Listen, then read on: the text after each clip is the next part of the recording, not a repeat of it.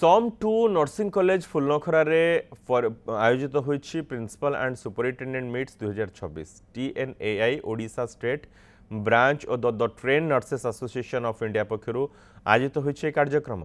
ए अवसर में 200 रु अधिक नर्सिंग स्टाफ जोग देइथिबा बेले स्वास्थ्य क्षेत्र में नर्सिंग सेवार महत्व पर आलोचना होइछि। आगामी दिन में निजर दायित्व कार्य को अधिक सुदृढ़ करबा पई विभिन्न दिग उपरे मध्य एथिरे आलोचना करा जाइछि।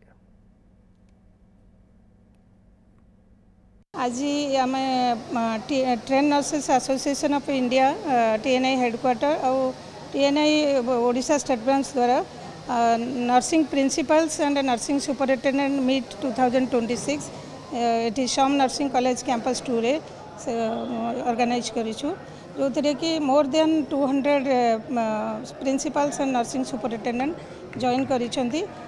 मेन ऑब्जेक्टिव होची नर्सिंग जो TNAI एसोसिएशन और SNA एसोसिएशन ता उपरे समस्त को अवेयरनेस करेबा आउ मेनली TNAI रो इम्पोर्टेंस एंड ऑब्जेक्टिव समस्त को अवेयर करेबा।